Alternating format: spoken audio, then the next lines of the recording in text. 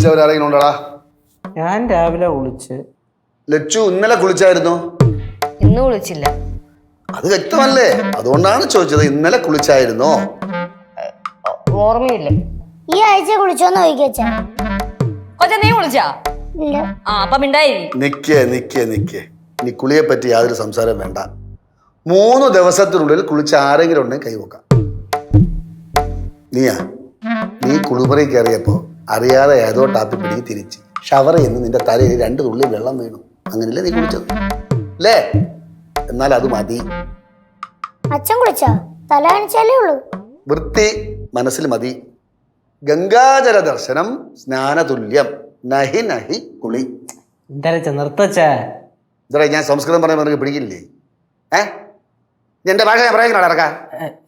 അവളെ തല കൊട്ടി ഞാൻ കയറ്റി തരും കേട്ടോ. ഒന്നും മിണ്ടുന്നില്ല. ആര്? അവള്. ഉണ്ടാട്ടം ഇല്ല. ഓ ഉണ്ടാട്ടം ഇല്ലാതെ ആയിരിക്കണു.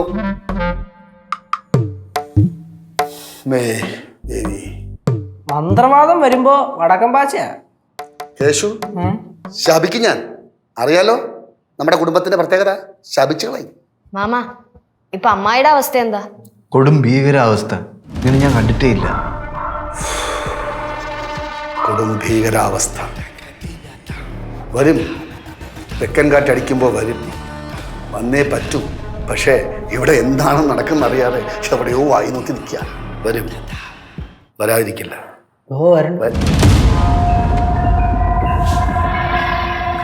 എവളെ ഞാനൊന്ന് അടക്കി നിർത്തും.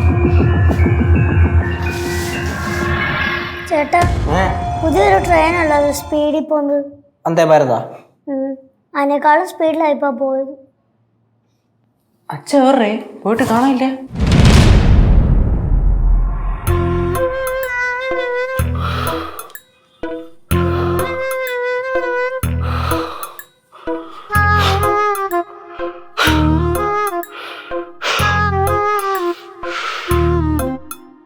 വിചാരിച്ച പോലെ അല്ല അവള്.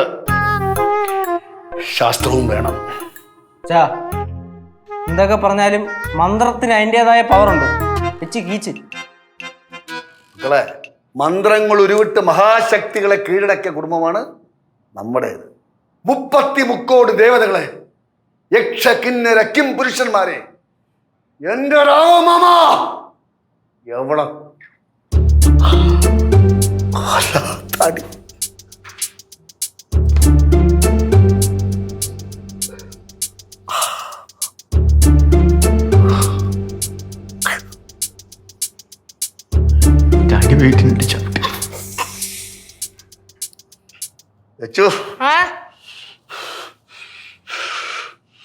കുറച്ച് ചൂടുവെള്ളത്തിൽ ഉപ്പിട്ട് തിളപ്പിച്ച് പോയി.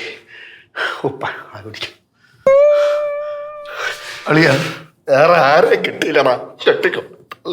എഴുന്നള്ളിച്ച് കൊണ്ടുവരാൻ പൂത്തൊഴിക്കാൻ പറ്റണില്ല.